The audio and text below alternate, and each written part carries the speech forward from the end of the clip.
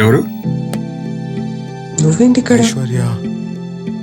ఐశ్వర్య మీ దగ్గరికి వచ్చింది కదా?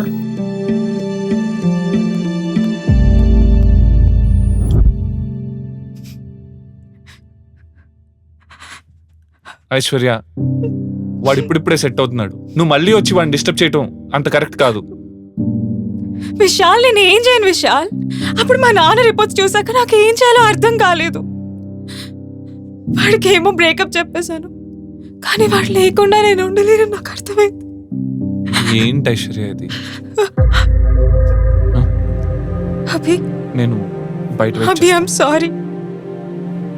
అప్పుడు మా నాన్న కావాలా నువ్వు కావాలంటే నాకు ఏం చేయాలో